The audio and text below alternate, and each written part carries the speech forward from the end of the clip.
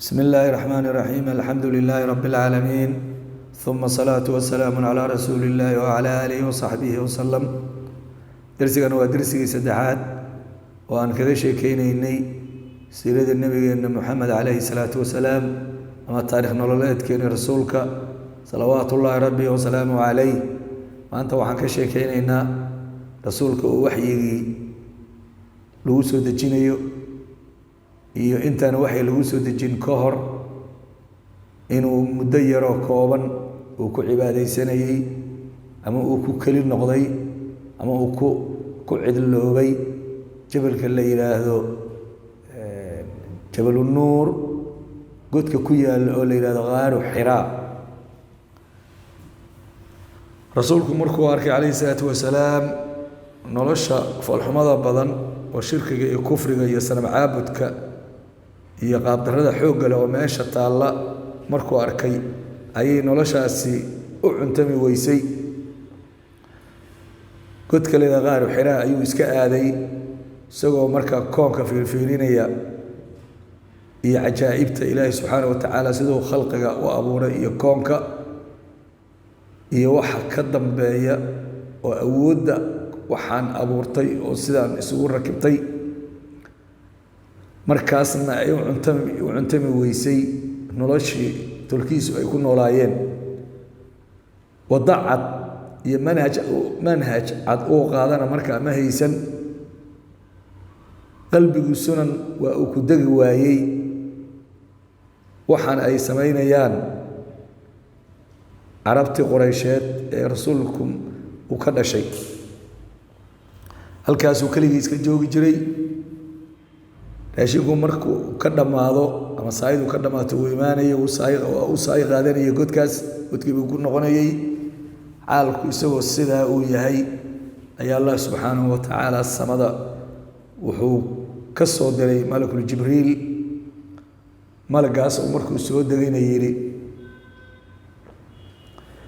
intaanan malagu ku soo degin rasuulku waxaan dareemay buu yidhi oo waxyiga ka horreeyey ru'yadaasu markaan habeen ku riyoodo aan arkayno maalintii iyadoo cad oo aanan maaragtay muxuu aanan daah saarayn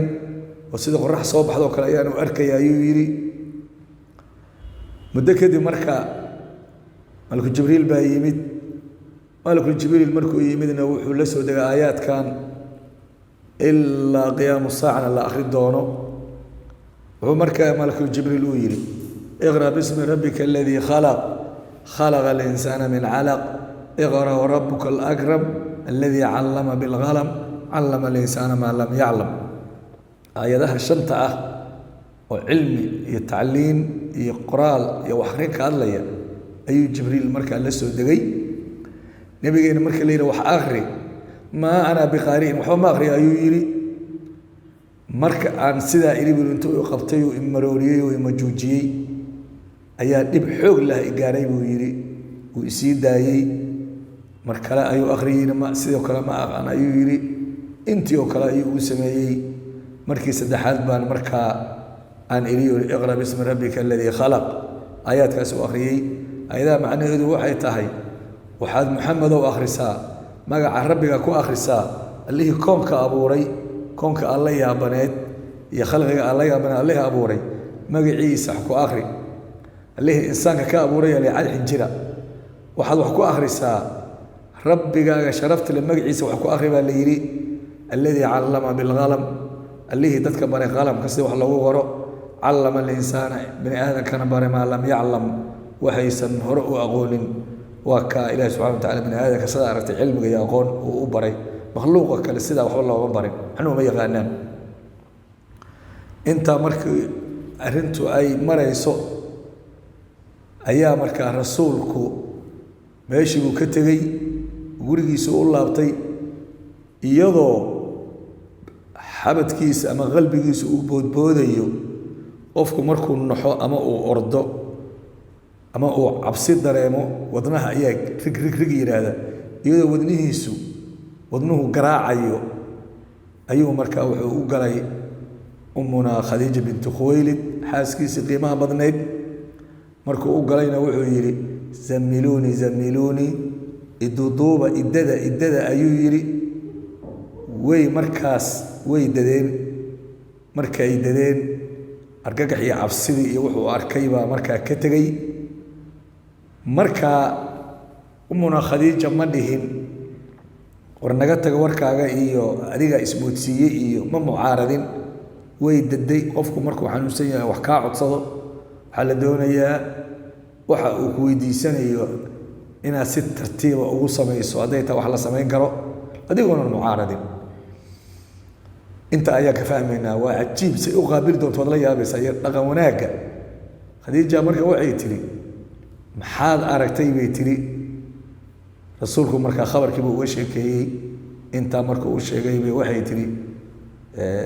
markuu uga sheekeeyay wuxuu sii raaciyay nafteeda waanu baqayaa buu yiri waxa aan maanta arkay nafteyda oo cabsiba ay gashay faqalat khadijatu kalla ma yitri wallahi ma yukhsika allah abada ilaahay kuma hoojinaya ayitri kuma dayacayo garabkaada ka bixin maayo ayitri maxaa dhacay innaka la tasilu rahim qaraabada ayaad xiriirisa waa ciladahan sheegaysa wa tahmilu kalla وليس أياد غادا وتكسب المعدوم وضدك أياد أكال ميساء كالمها مضن وتغري الضيف مرتقى نوات صورتا ومرتقى بس يعتد وتعين على نوائب الحق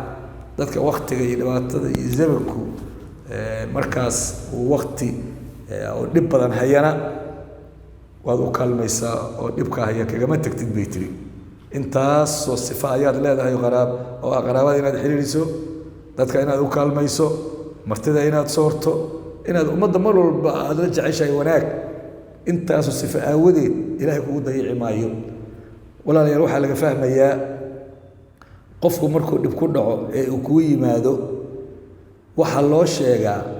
wixii shaqadu hore u soo hayay ta ugu wanaagsan annagu ma sameeyna waxaan ilaahnaa war adiga ismoodsiye iga tag baa leeyahay warka aad sheegaysana kuma jiro malaha jimbaaba ku dhacay Soomaalidu tiraahdaa marka qofku uu xaalad adag ay la timaado siday tahay uma qaabilo waliba ragga iyo dumarka isqaba bal dhaqankeena bal eega iyo sida Khadiijo ay rasuulka ula dhaqmaysa marka ma dhihin waxyaabihii rasuulku bini aadam buu baahay ay ka tabanaysa day jireen waxba ka tabamayni ma inuu u sheegini wixii wanaagsanaa iyo sifaadkiisa ay u sheegtay waa ida rasuulkuna uu baahaa say sheegtay oo nin xumaan waxbaano dhan ay taabata ma ahayn laana nabi ilaahi buu ahaa la dhowrayo la ilaalinayo la xifdinayo isla markiiba waxa la yiri gacantay qabatay nin leena waraqa min nawfal ay u geysay markaas waxay tiri yabna ammi ina adeer bal ninkan maxamed waxa uu sheegayo dhageyso ninkan waraqa wuxuu ahay maalin diimi hore wax ka yaqaanay tawraad iyo injiil luqadda yuhuud oo cibriga ayuu yaqaanay kitaabka tawreed ninta soo kitaabka injiil nin tawreed ka soo guuriyay ayuu ahaa oo aad mataqaanaa diinta muxuu ahaa kiristaankana u yaqaanay nin kristaan ayuuna ahaa nin waayeel oo indhalaana waa ahaa marka ninkaas oo ah waraqa min nawfal markaas waxay tiri ina adeer bal ninkan dhageyso eeg ixtiraamkeeda markaas waxay tiri isma min ibn akhiika walaalka wiilkiisa dhageyso macnaha ina adeerka marka macnaha bal wiilka adeerka u tahay warkiisa dhageysatid min ibn akhiika walaalka inankiisa warkiisa dhageyso waa ixtiraam waraqa marka wuxuu yiri ibn akhi markaas wuxuu yiri maada tara maxaad aragtay buu yiri walaalkay inankiisiyo macna adeerka oo kala weey maxaad aragtay rasuulku marka kaleey salaam wuxuu u sheegay waxa uu arkay waraqa marka wuxuu yiri hada an-namus alladhi nazalahu Allah ala Musa wa khayr walihi amaki khayrka badna ka ku yimid nabiga Musa ilaahay ku soo dajiyay macna waa malku Jibriil ay laytani fiha jad'an Allah ma hada nin dhalinyaraahu yiri Allah maan joogo marka qoobkaadu ay ku bixinayaan ayuu yiri markaas wuxuu ma ila dagaalayaan may saqoonkaygu may cayrinayaan waa ku cayrinayaan ayuu yiri ma jiro qof la yimid waxa la timid ilaa waa la cayriyey waa lala dagaalay waa lala colloobay haddaan maalintaa ku haleelana waan kuu gargaarayaa gargaar iyo garab istaag xoog leh ayaan ku garab istaagayaa ayuu yidhi muddo kama wareegin baa le waraaqa ilaahay baa iska oofsaday waxyigiina waa kala go-ay waana marka umuna khadiija markaan usoo noqdo qofkaas qiimaha badan ayay ahayd sidaa rasuulka la taliya ugu ahayd mar alla markii rasuulku uu yimid taladii meesha ugu wanaagsanayd ayay siisay walaalayaal waxaa nagala rabaa weliba qaasaska gaar ahaan qoysaska isqaba markii qofka dhibaato ku dhacdo ama dhibaato kusoo daristo in loo tartiibiyo hadalka la dhegaysto qofka jiran wuxuu mar walba jecel yahay in la dhegaysto la ixtiraamo dhakhtarka meesha uu qofku ka xanuunsan yahay qofka isleeda waxbuu ka qaban karaa loo geeyo iyadoo la karhin oo maaragtay aanan la haydaarin oo la nicin qisada umuna khadiija waa qiso cajiiba waxaan hadda ka hor maqlay oon meel ka dhegaystay nin maraykan ayaa muslimay baa la yidhi